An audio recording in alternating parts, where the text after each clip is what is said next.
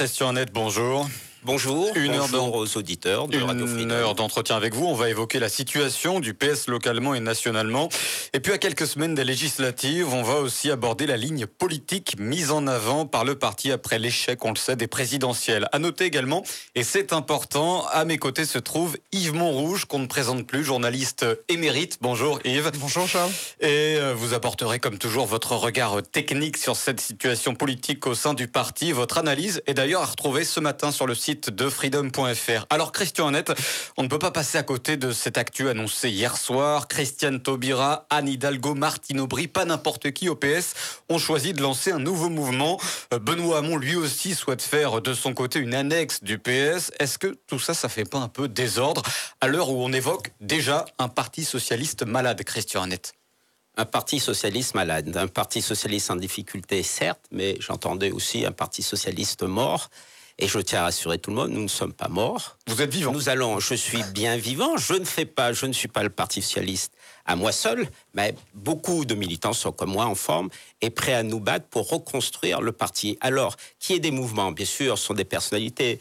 Madame Taubira, Anne Hidalgo, d'un côté, de l'autre côté, Benoît Hamon, qui a été candidat, qui veulent faire un mouvement à côté. Ils veulent pas quitter le parti, ils veulent faire quelque chose à côté. Donc c'est à côté, hein. Ah, c'est bien à côté, c'est ce que j'ai lu, moi. Hamon dit, je ne vais pas quitter le parti. Anne Hidalgo, je l'ai pas entendu, peut-être que M. Montrouge me dira. Monsieur Annette. Plusieurs mouvements au sein d'un parti. Oui, il y en a toujours eu. Chez nous, on n'est pas dans des mouvements au sein du parti, on est dans des courants. Si ces gens-là, maintenant, si on passe de ce parti qu'on a connu, je dirais, en 71, avec le congrès d'Épinay, avec ses courants, si on passe à des mouvements, moi, ce qui m'intéresse, c'est que ces mouvements, on a besoin de recomposition, c'est une évidence. On est en difficulté, c'est une évidence. Donc, on a besoin de recomposition et de travail.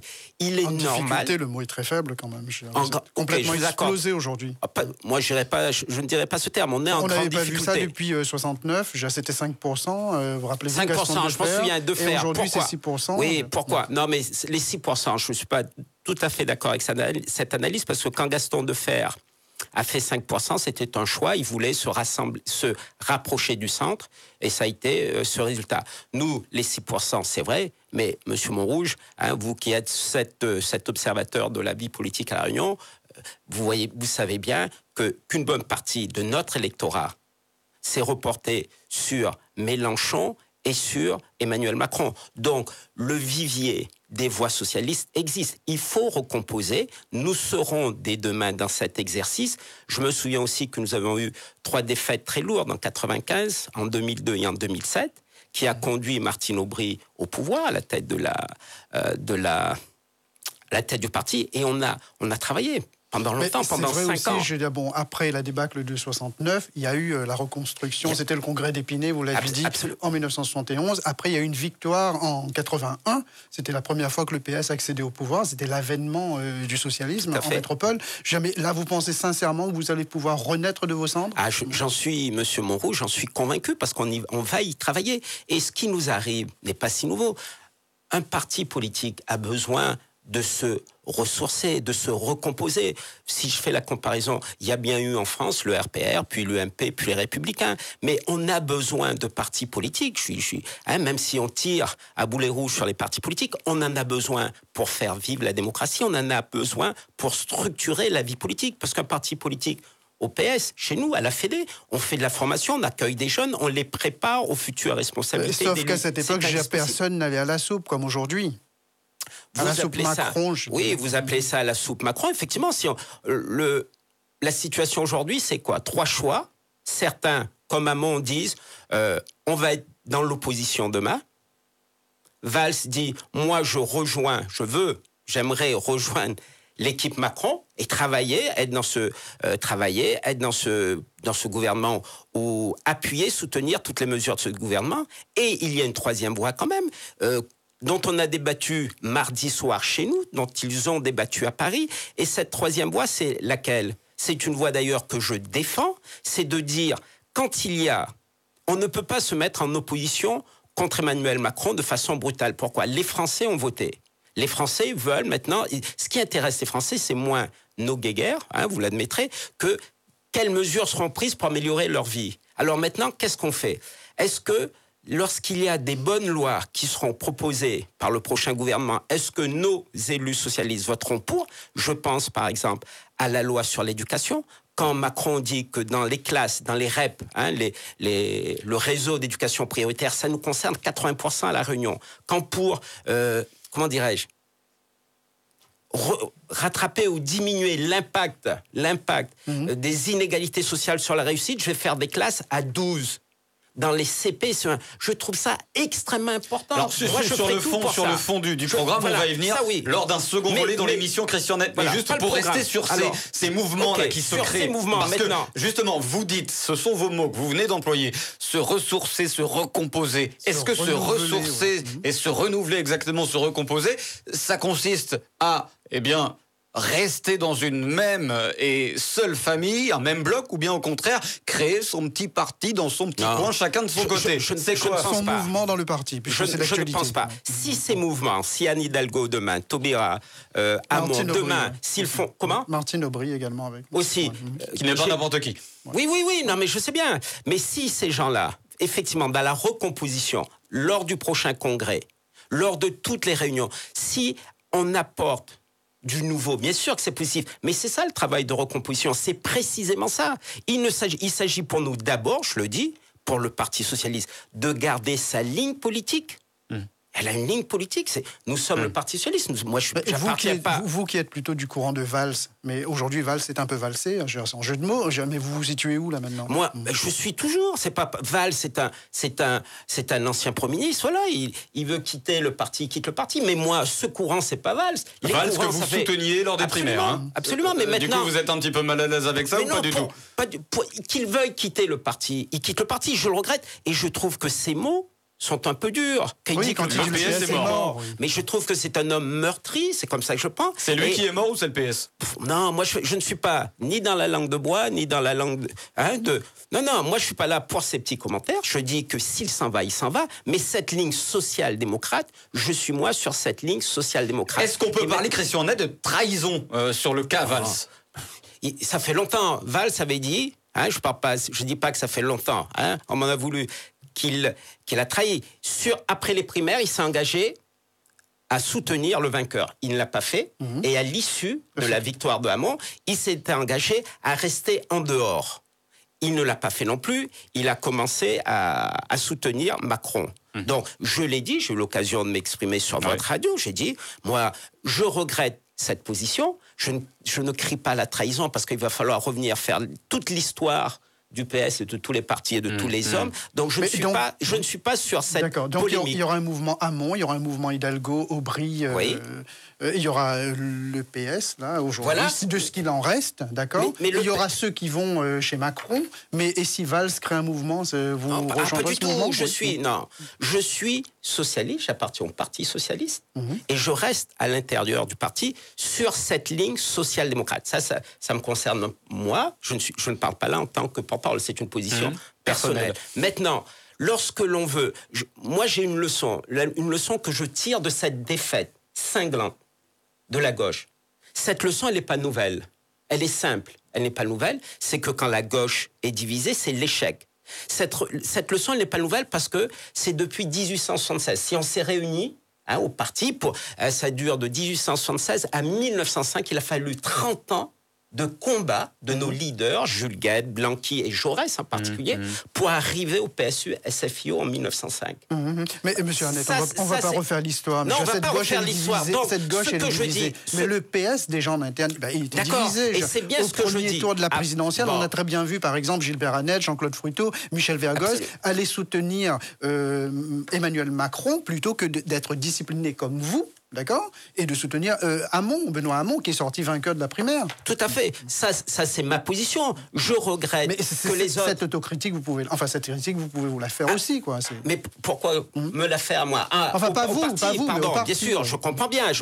C'est pour ça qu'on est dans cette position. Mais il ne vous échappera non plus qu'après les débats, entre nous, entre Gilbert et moi, qui a raison, qui a tort, à la fin du match, je lui accorde ça. Mais c'est vrai que si tout le monde était resté, si on avait eu, je l'ai dit ici, si on avait eu un deuxième tour, quand même, Le Pen-Fillon, j'aurais fait Fillon, je l'ai dit ici, j'aurais fait, Mais quel drame pour moi, après avoir fait Chirac en 2002. Oui. Voilà, donc cette position de Gilbert et d'autres, moi, je ne vais pas crier, je ne parle pas de trahison. Non, mais là, c'était pas au deuxième tour, c'était dès le premier tour. Oui. Eh ben, pour accéder au deuxième tour, justement. Mais quand je parle de division, je le redis de façon très solennelle. Que ce soit à La Réunion ou en France, c'est ce qui nous tue. Mais quand on se divise, on est contre-productif vis-à-vis des gens qu'on est censé défendre, parce que c'est la défaite assurée. Donc, moi, j'appelle solennellement tout le monde, en France et à La Réunion, toute la gauche, il faut qu'on soit capable de surpasser, qu'il y ait des divergences à La Réunion déjà, c'est clair. Et il y en a. Mais il y en a, bien sûr. Personne. Mais on essaye toujours, nous, à la Fédération, on essaye toujours de dépasser ces divergences parce qu'on a des points communs. On a des valeurs communes qui sont l'émancipation, qui sont les revendications sociales. Et ça, il faut se battre pour ça. La ligne politique, on va y venir, effectivement. Alors, juste pour rester sur ces mouvements-là qui naissent de part et d'autre, sur le mouvement de Taubira, Hidalgo, Aubry, c'est un mouvement qui apparemment prône l'écologie, la démocratie, l'Europe. Vous vous reconnaissez, vous, personnellement, là, je ne parle pas le porte-parole, je parle quelque part à l'élu d'opposition à Sainte-Marie, par exemple, vous vous reconnaissez dans ces valeurs ou pas? Mais bien sûr. Et je pense qu'il faut, quand Anne Hidalgo dit, bon, c'est un mouvement qui prépare l'avenir. Bien sûr que ça prépare l'avenir. Quand Hamon dit qu'il fait un mouvement qui est transcourant, bien sûr. Mais pour moi, de façon très simple, il faut d'abord se réunir au sein du PS. On ne peut pas prôner le rassemblement quand on va à l'extérieur, parce qu'après, la tâche sera plus ardue.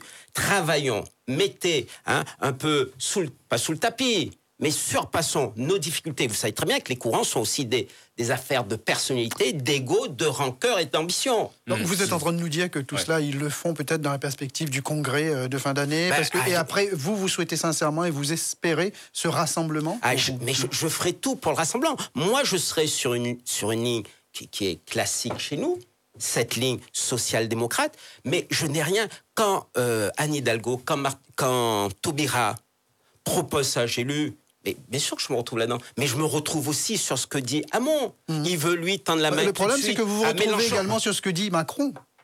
C'est-à-dire sur l'éducation, sur la moralisation de la vie politique, bien sûr. Mais il y a des choses sur lesquelles je ne me retrouve pas. Vous vous retrouvez quasiment partout. Au sein du PS, oui. Au sein des forces progressistes, oui. Et heureusement, si moi je demande au sein de la Fédé déjà qu'on se rassemble, au sein de la Fédé, si je demande à la Fédé qu'on tende la main aux uns et aux autres, je le fais quotidiennement. Aux autres partis de gauche. Vous ne pouvez pas le faire ici, vous savez très bien, entre la Fédé, entre Patrick Le Breton. Mais, monsieur Montrouge, vous ne savez pas tout. J'apprends tous les jours. Vous en apprenez tous les jours, mais vous apprenez ce qu'on veut bien vous dire aussi, parce que ça doit alimenter la presse, etc. Mais on travaille et on établit des passerelles avec tout le monde. Dites-nous tout. Non, je ne vous dirai rien de ces travaux. Pas à moi, mais aux auditeurs. Non, mais il y a des passerelles qu'on essaie d'établir avec tout le monde. En parlant d'auditeurs, là, parce que c'est d'eux dont il s'agit. Honnêtement, Christian Annette, les électeurs, quand ils voient ça, là, quand ils voient comme ça des mouvements annexes, c'est pas un peu le foutoir dans leur tête? Pardon de l'expression. Ouais, c'est pire que ça. C'est pour ça qu'ils nous sanctionnent. C'est exactement pour ça qu'ils nous sanctionnent. Et vous l'avez été, effectivement. Mais on l'a été. Mais pourquoi? Parce qu'eux ne comprennent pas. Que ce soit déjà les militants, ils sont déboussolés. Les électeurs, je parle surtout de ceux de Sainte-Marie, des électeurs. Monsieur Annette, là, ne comprend. Puis pourquoi ils n'entendent pas autres? Mais je l'entends tous les jours. Mais ils ne comprendront pas encore, là. Pendant les législatives, parce que ça va être très flou aussi. Non, très brouillon. Pour moi, sur les législatives, si je parle de notre circonscription, par exemple, c'est un cas d'école avec Madame Orphée. Mais attendez, avant d'arriver aux législatives, est-ce que, restons sur l'actualité chaude, Manuel Valls, vous êtes pour ou contre son exclusion? Alors, si on exclut Manuel Valls... Il faudra exclure Monique Orphée, plein d'autres élus, Gilbert Annette, Jean-Claude Faudiot... Il ne restera plus personne. Non, là, vous faites un amalgame, c'est-à-dire que l'exclusion, c'était pour ceux qui apportaient leur contribution, leur signature, etc. Donc, les choses sont Monique Orphée a parrainé. Monique Orphée a parrainé, mais avant elle, il y a d'autres exclusions. Alors, il faut aussi exclure Cazeneuve, il faut aussi exclure Gérard Collomb, Le Drian, etc. Donc, moi, si vous... Au lieu de rassembler, si vous excluez, on ne va pas s'y retrouver. Alors, justement, Yves Montrouge l'évoquait ce matin dans son article sur freedom.fr. Le PS à La Réunion est Macron-compatible, c'était un néologisme, mais est-ce que vous l'assumez, Christian Annette, ce... Macron-compatible. Cette Macron-compatibilité, voilà. Bon, moi, j'assume la ligne dont on a débattu, c'est-à-dire que nous ne serons pas dans l'opposition systématique à Macron, nous ne serons pas un mouvement d'opposition, nos députés ne seront pas dans l'opposition. En revanche, donc on votera oui sur certaines lois, on en a débattu, on l'a dit. Madame comme Alain Juppé aussi l'a dit d'ailleurs. Oui, Alain. Mais oui, c'est vrai, ce qui se passe chez nous se passe aussi chez les Républicains. J'entends Alain Juppé, j'entends Raffarin, j'entends. Enfin, quoique eux, ils ont fait quand même 18% à peu près, et vous 6, quoi. Oui, c'est vrai, mais si vous mettez nos 6 avec les voix de Mélenchon, nos voix qui sont reportées chez Mélenchon. Ça, c'est vous qui le faites, pas Mélenchon. Ah non, peut-être, lui. Mais à force, lui aussi, de vouloir s'isoler, on verra le résultat peut-être le 18 juin aussi. Donc, on ne peut pas, je pense que l'analyse, moi, je ne partage pas cette analyse, de réduire le PS à 6%. Ce n'est pas le cas. Donc, cette analyse me paraît erronée. Ouais, enfin, à côté de PS sur le papier, il y a marqué 6%. Hein. Peut-être. Justement, mais on est là pour en parler, pour expliquer aux auditeurs. Il y en a qui ont besoin de comprendre, et je le rappelle. Et donc, vous dites, vous allez vous rattraper aux législatives. Ah, on fera tout. Pourquoi on fera tout? Non, pas pour se rattraper. Il faut être. Vous allez améliorer ce score. Il faut reprendre votre électorat. Il faut être cohérent et il faut rattraper une partie de son électorat. Parce que certains, juste au contraire, certains voudront donner cette majorité à Macron, donc ce sont des gens que l'on va perdre. Justement, vous avez des candidats qui ont demandé l'investiture de la République En Marche. Comment les électeurs vont se retrouver alors je vais vous le dire, entre socialistes et, je sais pas, vous êtes Macron, vous êtes République En Marche, vous êtes socialiste? Non, je vais vous répondre très simplement, par exemple, sur ma circonscription. Madame Morphée avait l'investiture PS, elle a demandé l'investiture En Marche. Elle pourrait n'avoir aucune investiture. Personnellement, j'ai été son suppléant. Oui. Je connais la qualité du travail de député de Madame Morphée. Elle a même, je le redis à l'antenne, elle a été citée 56e plus influente députée sur 577. Ce n'est pas rien. Ce n'est pas moi, Christian Annette, qui me targuerait de dire que Monique Orphée va à la soupe. Certainement pas. Et je ne veux pas non plus faire un cadeau républicain. Donc, Monique Orphée, je veux rappeler quand même deux choses. Comme on parle des législatives et pourquoi mon positionnement. Monique Orphée est celle qui, au Parlement, quand même, en 2012, sur les emplois d'avenir, a réussi par son amendement à étendre les emplois d'avenir aux Outre-mer, car ils étaient réservés au seul territoire de banlue.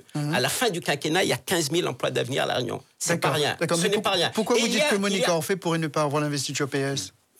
Elle a eu, je ne sais pas, on a parlé de sanctions, elle n'a reçu aucun papier. Par rapport à son parrainage, je voulais dire. Ni nous, elle a fait des dons, j'en sais rien. Et maintenant, le plus important, pour les gens qui sont dans la rue, qui sont à Sainte-Marie, à Cambuston, à Sainte-Suzanne ou au Chaudron, c'est pas l'étiquette. Monique Orphée, ça fait X temps qu'elle est sur le terrain, qu'elle travaille. En ce moment, elle y est. Donc, elle, quand elle va voir des gens, les gens ne lui demandent pas. Les gens ont déjà un peu dépassé, ça a posé un problème. Mais on fait pour qui ça? On fait pour Macron, on fait pour Hamon? Oui, ça a posé une question légitime, un peu perdue. Mais j'ai fait du terrain avec elle à Sainte-Marie, on lui posait la question. Donc, moi, vous voyez bien, j'étais à Hamon, donc on répondait. Mais maintenant, pourquoi je fais Monique Orphée? Parce que je suis sûr que Monique Orphée, quelle que soit son étiquette, et si elle a l'étiquette En Marche, quand elle sera dans la majorité de Macron, c'est clair qu'elle se battra sur des choses qui nous tiennent à cœur, nous, sur toutes ces mesures sociales, tout ce qu'elle a fait. Je rappelle, la garantie jeune, quand même, ça a été expérimenté à La Réunion, et ce n'est pas rien, et c'est bien le travail de Monique Orphée. Vous voyez bien, quand même, ce que je veux dire, c'est que pour les électeurs, à moins de noircir le tableau, le compliquer, je ne dis pas qu'il est simple, mais quand on va les voir, et on va les voir où sur le terrain? Moi, mon travail, c'est d'être sur le terrain, et je suis sur le terrain tous les jours, de dire, quand vous voyez, par exemple, vous nous parlez de la 6e circonscription, on prend la première circonscription, au lendemain de la victoire d'Emmanuel Macron, d'accord, la présidence de la République, on voit Erika Barège, qui était soutien de Hamon, qui est quand même dépositaire, en quelque sorte, du bilan, je mettrai entre guillemets, assez catastrophique de M. Hollande, du quinquennat qui s'achève. Et tout de suite, elle prend ses tracts, il y a une photo de Macron sur ses tracts qu'elle va distribuer. Quand je dis au lendemain de la victoire... quelques jours après. Non, je suis désolé. Voilà. J'étais là au meeting, c'était jeudi soir, sur la place du bar. Je crois que ça précédait. En tout cas, elle lui fait les yeux doux, Emmanuel Macron. Elle lui fait les yeux doux. Ça fait quand même voler un petit peu ce quoi de la victoire. S'il vous plaît, je vais rectifier deux choses. D'abord, comme monsieur Montrouge dit que le bilan de Hollande est catastrophique, je ne le pense pas. Donc ça peut faire l'objet d'un autre débat. C'est pas le thème du jour. Absolument. Et la deuxième chose, c'est que Madame Erika Barège l'a dit clairement, elle ne demande pas l'investiture de Macron, elle va aux législatives. C'est ambigu. Attendez, monsieur Christian Net, il y a une photo sur un tract qu'on distribue à des électeurs potentiels lors des législatives et on se met en photo avec Emmanuel Macron. Alors c'est quoi ça, si ça ne veut pas dire qu'on le soutient concrètement? Qui lève l'ambiguïté? Celle qui lève l'ambiguïté, c'est Madame Barège. Oui, mais celle qui a décidé, j'imagine, avec son équipe de campagne de se mettre en photo à côté d'Emmanuel Macron, c'est elle, voilà. Mais qui lève l'ambiguïté? Moi, je suis pour lever les ambiguïtés. Et je le dis, voilà, dans les deux députés que je connais le plus, Monique Orphée qui a demandé, donc c'est très simple, moi je veux expliquer Monique Orphée qui a demandé l'investiture En Marche, et Madame Erika Barège qui ne l'a pas demandé et qui fait ça sous l'étiquette du Parti Socialiste. Mais voilà deux situations que j'explique, moi. Et étiquette du PS avec une photo d'Emmanuel Macron. Allô, ça c'était jeudi dernier, vous verrez la prochaine, j'ai pas vu moi, le prochain tract. Enfin, il y en a eu, en tout cas. Il y en a eu. C'est comme Valls, elle fait comme Valls. Elle n'a pas déposé de demande d'investiture, mais elle met déjà la photo. Non, je pense que là, c'est faire un amalgame. Et ça trouble l'opinion publique, ça trouble votre électorat. Eh bien, justement, on est là pour en parler. Et moi, je vais en parler. Je veux parler de cette Normalement, on ne devrait pas avoir besoin d'en parler, puisque ça devrait être limpide comme de l'eau de roche. C'est vous-même, au PS, qui créez cette ambiguïté. Non, pas du tout. Monsieur L'Huillier, est-ce que vous pensez qu'il y a des choses limpides en politique? C'est à vous de rendre effectivement la politique limpide, en tout cas plus accessible, plus visible. Regardez, on parle du PS, d'accord? Si nous parlons, la preuve que ça ne tient pas qu'au PS, regardons quand même, prenons le temps, moi je veux bien qu'on parle du PS, regardons ce qui se passe chez les Républicains. Et je pense qu'on n'en fait pas les choux gras de la presse, mais ça mériterait. Chez les Républicains, par exemple, aux législatives, monsieur Annette, il y a 7 candidats. Oui. Ils ont l'investiture républicain, les Républicains, et de la plateforme. Et de la plateforme, c'est l'objectif Réunion, Réunion UDI, parce qu'ils ont formé cette plateforme depuis 2014. Cette belle plateforme. Donc, et vous trouvez que cette plateforme, en apparence, elle est limpide pour les lecteurs? Vous pensez elle est moins trouble. Elle est moins trouble quand même. C'est une plateforme qui a permis à la droite de gagner les départements.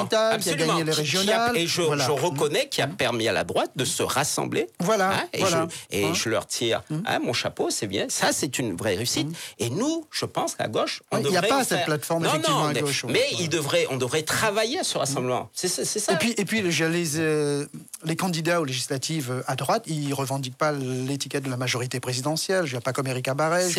C'est vrai. Mais quand je regarde sur le plan national, parce qu'on parle de la situation au plan national. Oui, au plan national, effectivement. C'est assez extraordinaire. Bruno Le Maire et Christian Estrosi, oui. Mais c'est beaucoup plus général que ça. Et même M. Baron, il est très embêté. Il attend ce soir savoir ce qu'on fait. Et quand on parle de la cohésion des Républicains, permettez-moi de sourire un peu. Il n'y a aucune cohésion aujourd'hui. Aller à la soupe, c'est pire pour eux.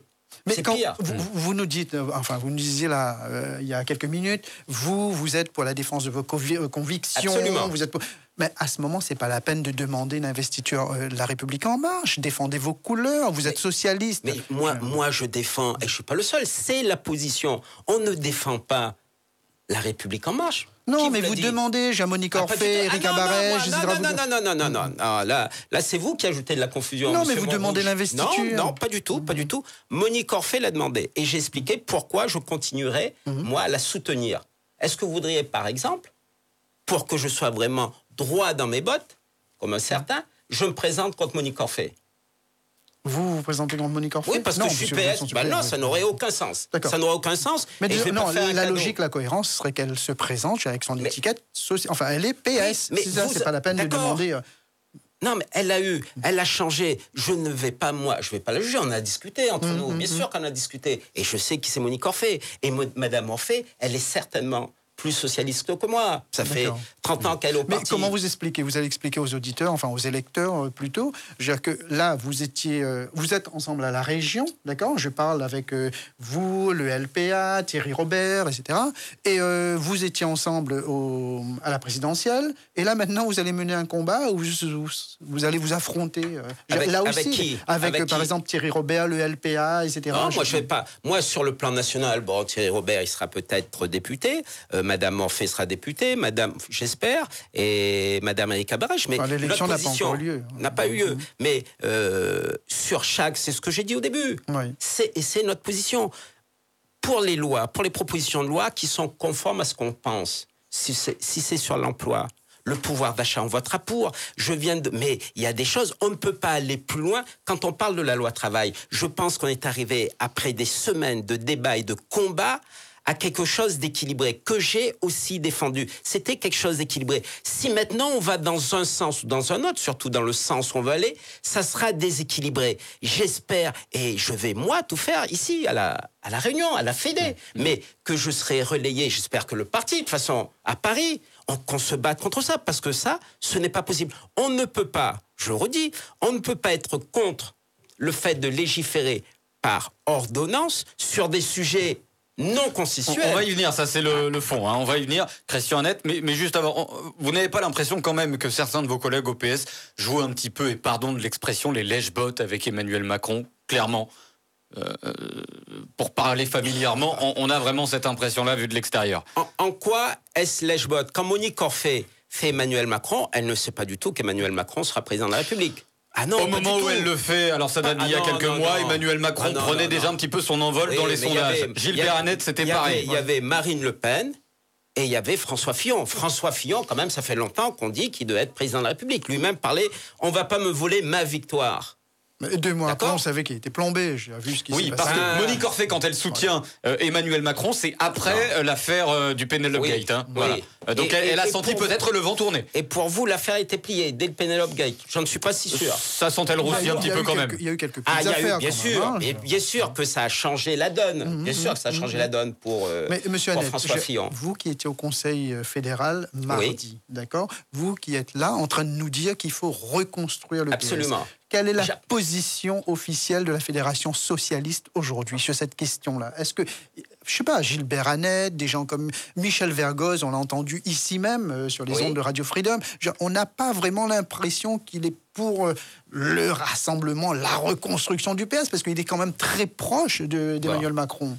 Lui, peut-être, certainement, si vous l'avez interrogé. Oui, mais lui, peut-être, monsieur Annette, il est socialiste. Mais parce que, il est socialiste. Maintenant, s'il choisit, si monsieur, j'ai pas entendu ce jour-là, si monsieur Michel Vergoz décide d'aller vers Emmanuel Macron, s'il veut quitter le parti, c'est son choix. Moi, en tant que porte-parole de la Fédération, et au soir du débat que nous avons eu à la Fédération, nous sommes sortis au bout d'1h30, 2 heures sur une position qui est claire, qui n'est pas celle de la fusion. C'est très clair. Voilà la position. C'est quoi cette position très claire alors? La position, je viens de la donner, c'est de voter les lois, certaines lois, et de s'opposer à celles qui ne nous conviennent pas. Et le plus d'économie libérale, si on doit aller encore plus loin dans la politique mais de cette l'offre. position-là est valable après les législatives. Là, l'élection n'a pas encore eu lieu. Mais la position de la Fédération socialiste aux législatives.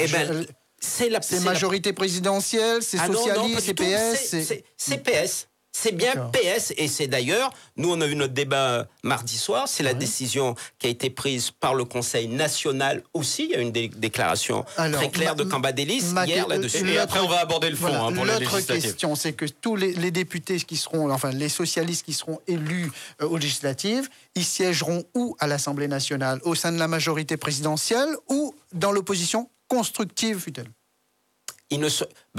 Ceux qui auront rejoint, les députés qui auront rejoint, pour être concret, si Mme Orphée a l'investiture, si elle est dans la République en marche... Vous pensez sincèrement que Mme Orphée aura l'investiture quand on sait que Karine Nabénéza, qui a été un des premiers soutiens de M. Macron à La Réunion... Monsieur Montrouge, je n'en sais strictement rien. D'accord. Et je m'en fiche qu'elle ait l'investiture ou pas. Donc, s'il y a des députés socialistes, enfin, s'il y a des élus socialistes des socialistes qui sont élus les 11 et 18 juin prochains, donc ils siégeront, vous êtes en train de nous le dire, au sein de l'opposition à l'Assemblée nationale. Nous ne serons pas dans l'opposition. Où siégeront-ils, ces députés? Je ne peux pas vous dire. Bon, c'est quand même un petit peu ambigu. Hein. Oui, il faut qu'on avance. Attendez.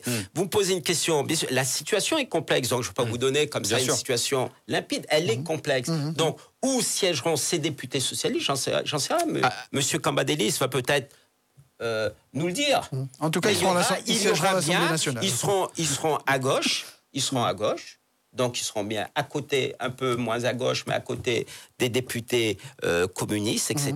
Ils ne seront pas dans la majorité. Allez, on ferme le volet politique puisqu'il faut qu'on avance. Il est 10h34 et nous allons nous pencher maintenant sur les grands thèmes de campagne à l'occasion de ces législatives.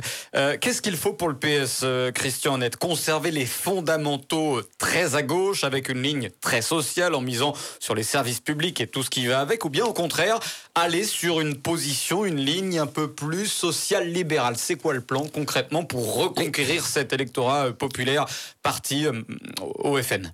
Les propositions du parti sont celles de revendication sociale. Ça, c'est la première chose, du pouvoir d'achat. Et je l'ai dit, il s'agit maintenant qu'il y a une petite reprise. Une petite reprise, elle n'est pas suffisante, c'est clair. 0,5%, c'est pas suffisant pour relancer l'emploi. Il s'agit maintenant, c'était un engagement, même si le président Hollande n'est plus là, d'avoir une politique économique en faveur de la demande. Ça, c'est une première chose.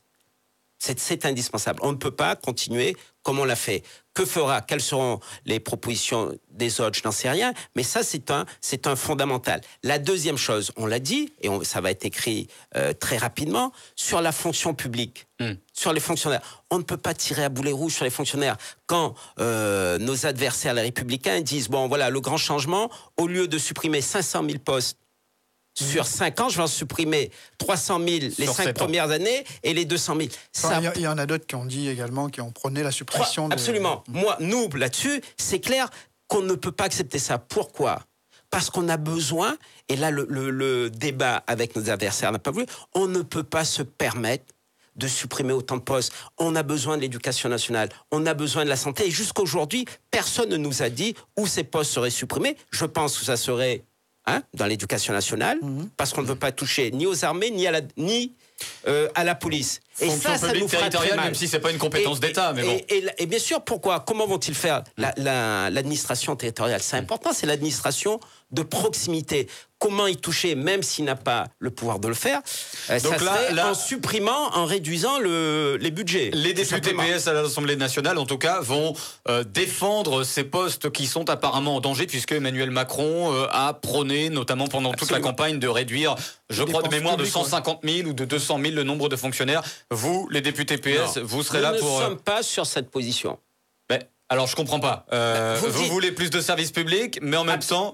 Oui, nous voulons... maintenir le nombre de fonctionnaires. Oui. Et s'il faut faire des économies, il faut en faire. Mais on ne peut pas trancher comme ça dans le vif. On ne peut pas trancher dans le vif parce que nous, à La Réunion, nous sommes les premiers concernés pour ces deux piliers. L'éducation nationale, on est vraiment... très, très, très en retard, on est à la ramasse. Et la santé, on a encore beaucoup d'efforts à faire en matière de santé. Donc, toucher à ces deux postes, pour nous, ça serait très, très grave. Mais il faut dégraisser ou pas, concrètement ? Si on dégraisse, on dégraissera. Il faut faire ça vraiment après des analyses très fines. On l'a déjà fait. Quand on dégraisse dans les armées, on est passé de 300 000 à 100 000 hommes en 7 ans. Voilà. Mais ça, c'est plus facile. La politique du 1 sur 2 aussi dans la fonction publique. Ça, c'est plus facile. Mais Macron, vous savez qu'il veut restaurer le SMA, au contraire, renforcer... Bon, ça me fait un peu sourire. Ça vous fait sourire, quand même. Moi, ça me fait sourire. Pas le SMA, c'est pas ce qu'il veut. Il veut pas restaurer le SMA. Lui, le RSMA existe, il veut restaurer le service militaire sur 2 mois. Je trouve, moi, que c'est pas une bonne idée. Pour moi, c'est vraiment une mauvaise. Vous êtes militaire de carrière à la retraite. Bien sûr. 2 mois, j'ai eu la chance de servir pendant 2 ans dans l'armée de conscription. Donc, j'ai commandé des appelés pendant 2 ans. Quel bien pour eux, et c'était utile de les avoir pendant 1 an si on veut en faire des soldats capables de défendre la France, aujourd'hui capables de défendre la France, oui, dans cette situation de terrorisme. 2 mois, ça ne rime à rien. D'accord. C'est mon point de vue. Monsieur Honnête, on parle du projet, effectivement, projet de la Réunion, des questions de fond. On savait, le PS avait de vrais projets. Moi, je me rappelle, par exemple, le changement à la Réunion, c'était dans les années 90, dans les années 80, Objectif 2000, d'accord, dans les années 2000. Mais aujourd'hui, c'est quoi le projet du PS? Le projet du PS, on l'a travaillé. J'ai l'impression que vous calquez beaucoup vous collez beaucoup sur ce qui se fait en métropole, notamment sur le projet de métropole. Mais vous, il n'y a plus de projet. Mais si, il y a bien un projet. Il n'y a pas un projet réunionnais. Si, il y a un projet réunionnais que nous avons défendu, nous, au Congrès, il y a 3 ans d'ailleurs, et que nous avons défendu, que nous avons construit avec le PLR lors des dernières régionales. Et une des choses essentielles qui paraît évidente maintenant quand j'entends certains parler, c'est de parler ça c'est une chose réelle, de l'ancrage dans l'océan Indien. Pourquoi ? Parce que on parle toujours, même au sein du PS, on disait non, nous c'est l'Europe, nous c'est la France. Donc on a du mal à couper. Il ne s'agit pas de couper le cordon ombilical. Mais il dit, tant qu'on reste sur cette situation héritée de l'époque coloniale, du colbertisme, on ne s'en sortira pas parce qu'on n'a aucune relation avec nos voisins. Et je parle en particulier de l'Afrique de l'Est. Ça fait partie du projet réunionnais. L'Afrique de l'Est, aujourd'hui, sont 7 ou 8% de croissance. On n'a aucune relation avec eux. Personne à La Réunion n'est lusophone, très peu d'anglophones. Donc, on va continuer comme ça pendant combien de temps ? Ça, c'est un marqueur que nous avons sur l'éducation. C'est bien un projet réunionnais. Sur les lycées, sur l'éducation, sur l'anglais, sur le développement économique. Quand on parle de développement économique, il ne s'agit pas, j'ai vu le titre du GIR, je me réjouis que le tourisme repart à la hausse, mais il y a un vrai travail à faire. C'est dans notre projet, travail d'accueil des touristes, sur la rénovation des hôtels extra. L'économie, c'est ça. Et on a parlé pendant très longtemps, avec le PLR, dans notre projet, de l'économie de la connaissance. On en a parlé parce qu'on n'a pas de matière première, on n'a rien. Ou on reste, comme ça, je suis d'accord avec vous, à la ramasse de la France, où on est capable d'avoir une certaine indépendance et de rayonner ici. Je suis, par exemple, pas du tout d'accord, mais même si ce n'est pas le débat, mais voilà une grande différence entre le projet de certains qui disaient, bon, pour les Outre-mer, on va faire un grand ministère de la mer et des Outre-mer. Mais ce sont... Ça, c'est le FN. Oui, c'est le Front National de Marine Le Pen. Tout à fait différente. Les Outre-mer valent par eux-mêmes et on a besoin, nous, quand on dit que la Réunion peut être une tête de pont de la France et de l'Europe, bien sûr. Mais nous, socialistes, on dit que la Réunion doit aussi vivre, se développer pour elle-même. On n'est pas toujours au service des autres. Que l'on serve les intérêts de l'Europe, que nous soyons cette tête de pont, oui, mais culturellement, économiquement, la Réunion doit exister. N'avez-vous pas l'impression quand même, M. Annette, que 5 ans de socialisme, sous François Hollande, ça n'a pas changé grand-chose? Quand on regarde, il y a eu des dispositifs, par exemple au niveau du pouvoir d'achat, il y a eu la loi de régulation économique de 2012, il y a eu le bouclier qualité-prix, etc. Mais vous pensez que les prix ont vraiment diminué? Vous pensez que les ménages ont gagné en pouvoir d'achat? Oui, ils n'en sont pas conscients parce que... Ils vous écoutent, vous savez. Je pense qu'ils rigolent là, en vous écoutant. Les ménages, justement, comme on ressasse les mêmes problèmes, c'est la crise, bien sûr, mais on ressasse ça. Bien sûr que le bouclier qualité-prix a fait quelque chose. Pas suffisamment, mais ça a fait quelque chose. Bien sûr que la garantie jeune a soulagé, ça c'est le pouvoir d'achat, a soulagé des ménages. Parce que quand votre gamin a 20 ans, qui peut percevoir 350 ou 400 euros, ça soulage aussi les ménages. Quand vous avez... Et ça n'a pas transformé... Et le nombre de chômeurs n'a pas diminué, etc. Si.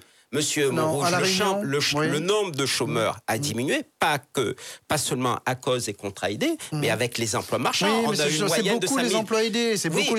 Mais par exemple, est-ce que vous pouvez nous donner, vous, le chiffre d'emploi, le nombre d'emplois qui a été créé? On sait que le gouvernement a mis 41 milliards au titre du CICE, d'accord, le crédit d'impôt, mais il y a eu 120 millions pour la Réunion, d'accord. Est-ce que vous pourriez nous dire combien d'emplois a été créé? Sur les 2 dernières années, par exemple, précisément, il y a eu autour de 5000 emplois marchands créés chaque année. Donc, je trouve que ce n'est pas... C'est des CDD surtout, 85%. Non. Alors, je vous renvoie même dans les études du GIR et du quotidien, non, c'était surtout des CDI. C'est surtout des CDI. Donc, ça, c'est une réalité. Que la situation soit difficile économiquement, mais je le regrette pour les Réunionnais. Bien sûr qu'il n'y a pas eu un coup de baguette magique. Et s'ils ont autant voté pour le Front National, c'est qu'ils sont dans le dur. Alors justement, comment vous expliquez qu'aujourd'hui, l'électorat populaire est complètement déserté le PS et justement se retrouve aujourd'hui au Front National? La première raison, c'est que leurs conditions de vie n'ont pas sensiblement évolué. C'est pas de votre faute. Mais pourquoi? Parce que les mesures prises... Mais pourquoi les mesures prises ont été si difficiles? Je rappelle quand même si ça fait pas plaisir à certains, que lorsque Hollande est arrivé, c'était plus 600 milliards de dettes. Les efforts qui ont été faits, vous parlez du CICE, 41 milliards. OK, on dit aujourd'hui, certains au sein du parti disent, on n'aurait pas dû faire ça, on aurait dû demander une participation du patronat. Et c'est vrai que M. Gattaz, plus vous lui en donnez, plus il en réclame. Mais quand on a décidé de faire le CICE, quand Hollande a décidé, c'était suite à quoi? Avec Emmanuel Macron, pour rappel, le CICE. Oui, bien après. Et quand ça s'est fait, c'était en 2012, suite au rapport gallois qui disait que notre appareil productif est en lambeaux. Il n'y a plus de productivité. Qui dit plus de productivité, ça veut dire, pour que ce soit clair, on ne peut plus avoir de marché, on coûte très cher, trop cher, on n'est pas bon. Donc, qu'est-ce qu'il faut faire ? Eh bien, il faut redonner de la marge aux entreprises. Et ça semble gêner. Que ça gêne certains très à gauche. Mais ça donne de la marge aux entreprises, mais il n'y a pas vraiment de création d'emplois. En tout cas, c'est pas significatif. Malheureusement, je suis d'accord avec vous, monsieur Monroux. Ce n'est pas significatif. Je ne suis pas sûr, mais je ne vais pas mettre la faute sur l'entreprise. D'accord ? Je ne vais pas faire ça. Et là aussi, quand on baisse les charges, qu'en France c'est de 6%, qu'à La Réunion c'est 9%, c'est quand même donner un vrai coup de pouce. Et beaucoup de chefs d'entreprise à La Réunion le reconnaissent, et vous le savez, le reconnaissent, que ça leur a donné un coup de pouce, qu'il y a eu une relance. Mais que les affaires... Mais ça, c'est pas l'électorat populaire, justement, les dirigeants de PME dont vous parlez. Il y a eu des choses en direction de l'électorat populaire, celui qui était par des mesures que je viens d'annoncer. Oui, mais par le traitement. Ils partent là, pour le coup. Le traitement, justement, du chômage. Oui, un traitement social, surtout. Il n'y a pas de traitement économique. Le traitement économique, c'est le CICE. Et le traitement, malheureusement, ça n'a pas... Pas suffisamment. Parce que on sait que, par exemple, 270 millions, ça permet de créer 3000 emplois par an de contrats aidés. D'accord, mais on sait 120 millions du CICE, on ne sait même pas combien d'emplois ça a créé. D'accord. Ce que j'espère, vraiment, pour les Français, pour les Réunionnais, c'est que nous sommes en train d'amorcer cette relance, même si c'est plus Hollande, même si c'est plus ce gouvernement, mais que le prochain gouvernement profite de cette croissance. C'est pas les socialistes, peu importe, mais que ça aide à la relance, parce que ce n'est pas parce que vous aidez une entreprise que dans les 2 ou 3 premières années, elle va évoluer vraiment de façon sensible, qu'elle va remplir son carnet de commandes. Et tout est dans le carnet de commandes. Donc, moi, je ne rejette pas du tout le CICE, même si en face, il n'y a pas eu d'engagement, vraiment. Gattaz qui avait dit, 1 million d'emplois, on n'a rien vu. Mais quand La Réunion, les cotisations sociales passent soit dit de 9%, je trouve que c'est important, même si je reconnais que ça n'a pas changé profondément la situation. Moi, je connais aussi la situation, parce que je suis à Sainte-Marie, j'ai un quartier très populaire, Gaspard Verger, les gens me disent, monsieur Annette, ne parlez pas avec ça, nous vote Le Pen, là. Nous vote Le Pen, pourquoi ? Parce que on n'en peut plus. La droite l'a pas fait, la gauche l'a pas fait, nous vote Le Pen. Ils disent, ils votent Le Pen, que ça, tu gagnes. Nous, les parlez avec ça, nous vote Le Pen. Qu'est-ce que vous voulez dire ? Je les connais, je les comprends. Ils votent Le Pen parce qu'ils sont dit que depuis 40 ans, depuis au moins 1965, gauche-droite, cette alternance a échoué et que ça n'a rien apporté, ça n'a pas répondu à leurs attentes. C'est une des explications. Mais moi, je suis là aussi pour discuter avec eux. C'est ce que je fais. Je leur dis, OK, on vote Le Pen, mais où ça gagnait ? Et je ne dis pas, comme j'entends certains commentaires... Mais ils vous répondent qu'avec la droite et la gauche, on n'a rien gagné non plus. Je leur fais la démonstration, mais dis, qui ça la gagne emploi aidé ? Qui ça la gagne ceci ? Moi, je leur fais la démonstration.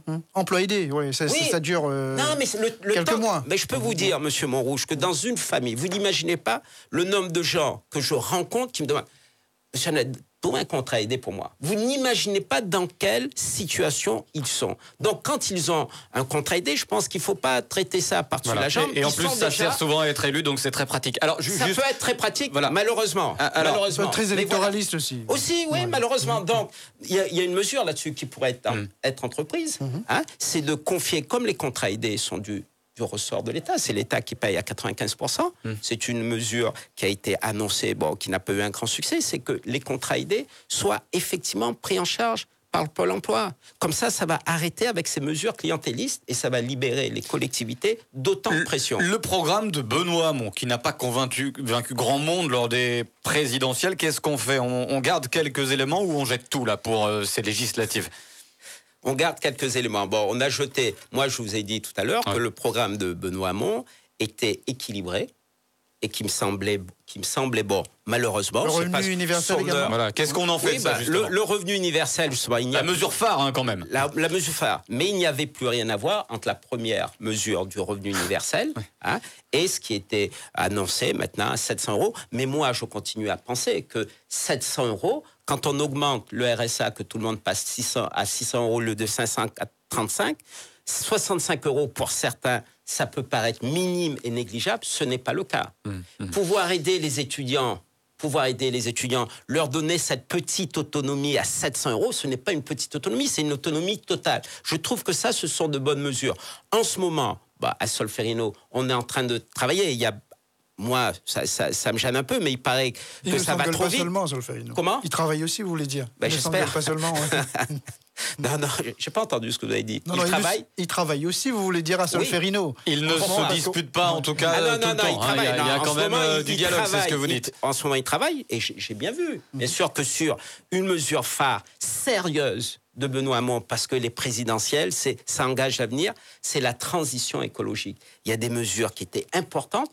Ah oui. C'était surtout le revenu universel, la transition écologique. Bon, les électeurs, c'est un petit peu abstrait pour eux, vous le savez très bien. Très bien, mais il n'empêche que quand vous faites des présidentielles, vous n'êtes pas là dans le très court terme. Vous n'êtes pas là que pour le revenu, que pour ça. Ça dépend. Hein. C'est quand même parfois à très court terme, dans le but de ramener des voix rapidement. Vous savez très bien comment ça marche. Mais je pense qu'au moment des présidentielles, il faut des mesures de court terme et il faut préparer l'avenir. Et préparer l'avenir, je trouve que le programme de Benoît Hamon était très solide en ce qui concerne la transition écologique. Donc on en a besoin. On en a besoin. Mais alors, pardon, mais si on garde quelques éléments, apparemment beaucoup, hein, c'est ce que vous dites, concrètement, c'est quoi l'avenir pour le PS, sachant que c'est un programme qui n'a convaincu que 6% des Français. Enfin, est-ce que vous ne pensez pas que les Français attendent autre chose, du coup, puisqu'ils n'ont pas voté pour Benoît Hamon ? Un autre programme. Je pense que les Français vont, avec les programmes de chaque candidat, aujourd'hui, Monique Orphée, elle a travaillé sur un programme elle est sur le bilan, mais qu'elle va distribuer très bientôt. Je suis curieux, monsieur Annette, de savoir qu'est-ce qu'ils racontent les candidats PS pendant cette campagne électorale. Par exemple, je vous invite... Je pense qu'ils ne vont pas parler du bilan de monsieur Hollande. Moi, j'en ai parlé régulièrement et systématiquement, parce que je pense qu'on a fait, c'était un tort de s'en affranchir. Bon, maintenant, mais qu'est-ce qu'ils disent là aux électeurs, aux électeurs potentiels, qu'est-ce qu'ils racontent ?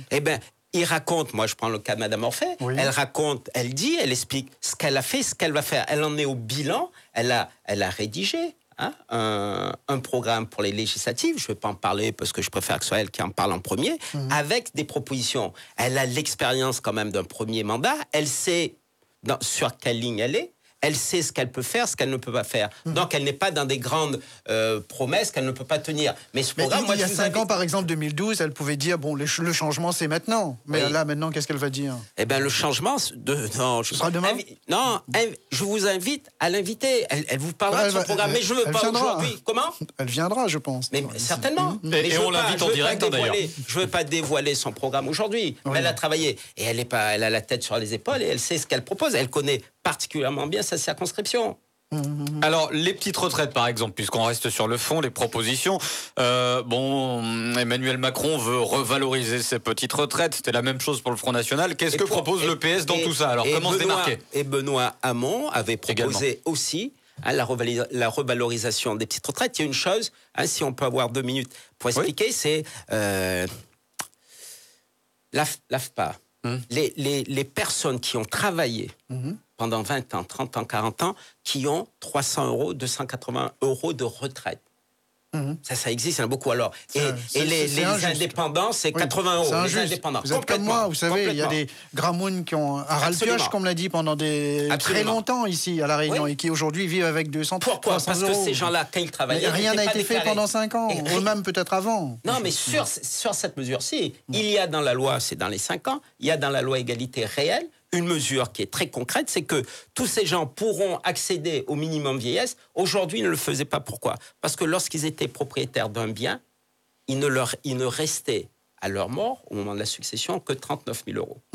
Donc, beaucoup d'enfants ne voulaient pas, beaucoup de parents ne voulaient pas, parce qu'ils disaient non, même si moi j'ai un petit case en bois sous tôle, ça pour mon marmaille. Donc, ils ne voulaient pas accéder au minimum vieillesse. Aujourd'hui, c'est important, il faut le dire à tous les auditeurs, ce plafond passe de 39 000 euros à 100 000 euros. Je trouve que c'est sensible. Et ça permettra à autant de personnes d'accéder à ce 800 euros de retraite.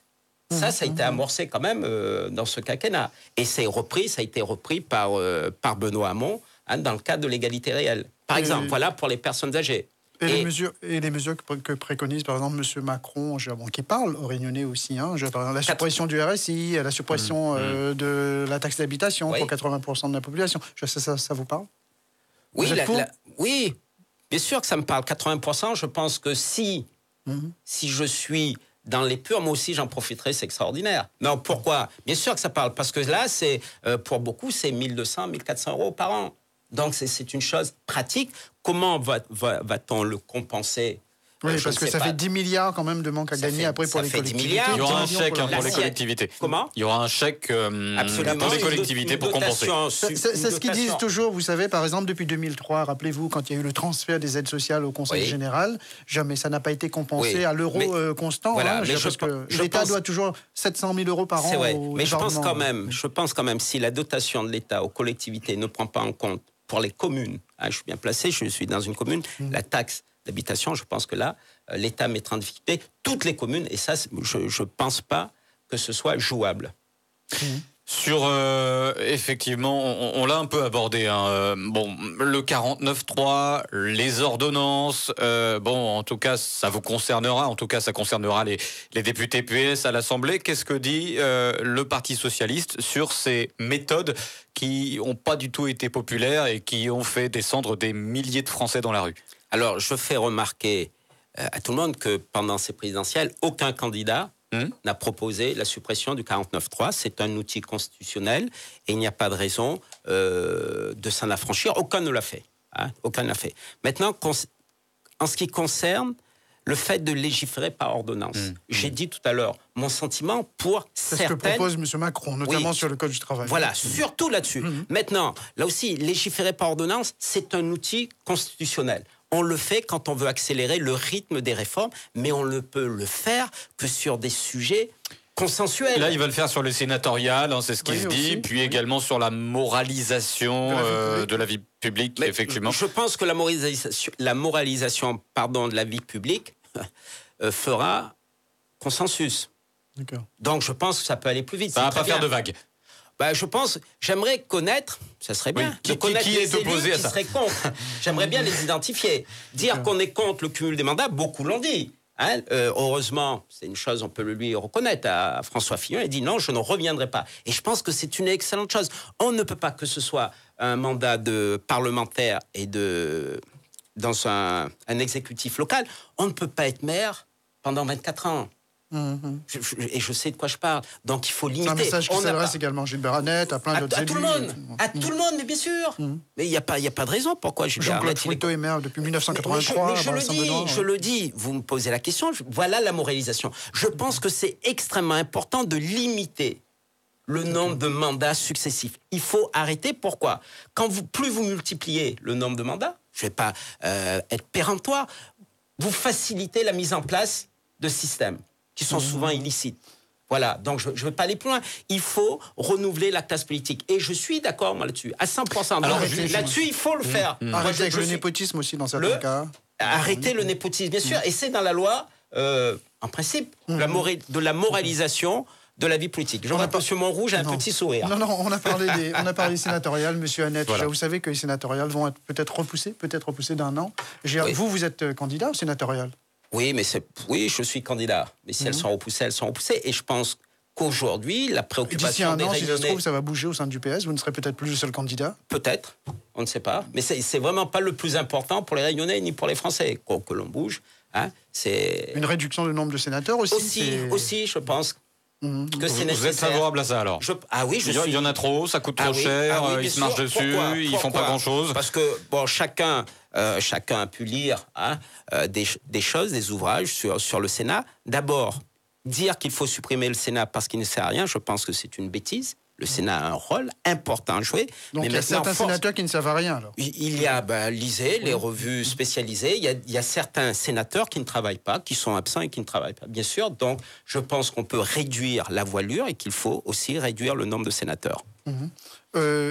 Très rapidement, en législative, on a vu, en 2012, il y a eu, on peut dire, 7 députés de gauche. Et votre pronostic, quand je dis de gauche, je mets Thierry Robert dedans. Et votre pronostic, et très rapidement Difficile. Que l'on puisse sauver, j'espère, 2 positions.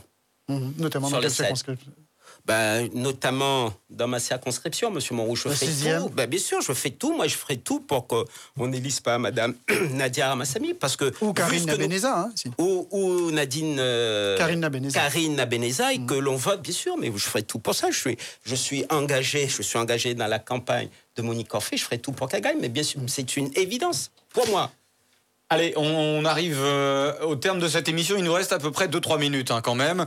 On va quand même parler du bilan Hollande, même si ça vous... Forcément, bon, ça vous dérange un petit peu, j'imagine, mais concrètement, non, mais parce que c'est important, parce que ça fait réagir, en tout cas sur l'antenne. Beaucoup d'auditeurs encore ce matin nous parlaient du bilan Hollande, ils s'en souviennent, c'est effectivement encore là, présent dans leur tête. Bon, concrètement, est-ce que vous voulez vous désolidariser complètement de ce bilan, ou bien vous assumez et vous dites que c'est un petit peu la continuité, là, ce que vous prévoyez pour les législatives? Non, je ne rejette pas ce bilan et je l'assume, oui, je l'assume en tant que socialiste parce qu'il y a, contrairement à ce que l'on dit, il y a énormément de bonnes choses. Je veux rappeler une des mesures. Ça a été le recrutement de 60 000 enseignants quand Sarkozy en avait supprimé 80 000. Et il a aussi rétabli la formation des enseignants. Est-ce qu'on peut, comme ça, d'un claquement de doigts, dire ça c'est zéro, ça ne compte pas? Je ne suis pas d'accord. Le CICE, tant décrié, je pense que ça redonne de la compétitivité à toutes nos entreprises. Et si on n'est pas compétitif, c'est ça le chômage, c'est ça la crise sociale. Donc, vous voyez, moi, sur le bilan, et en matière de... on vient de parler de la moralisation, la première étape a été franchie grâce au non-cumul des mandats, et j'en suis très heureux. Mais je pourrais passer, moi, une heure, invitez-moi, je passerai une heure à vous parler du bilan d'Hollande. On le fera à l'occasion, effectivement. Merci beaucoup, Christian Annette, d'avoir été notre invité. On a évoqué, effectivement, ces législatives qui vont débuter dans quelques semaines. Merci beaucoup, Yves Montrouge, d'avoir été présent avec nous. C'est un partenariat qui sera pérenne, on l'espère, dans le temps. Voilà. Tout de suite, c'est au revoir, il est 11h.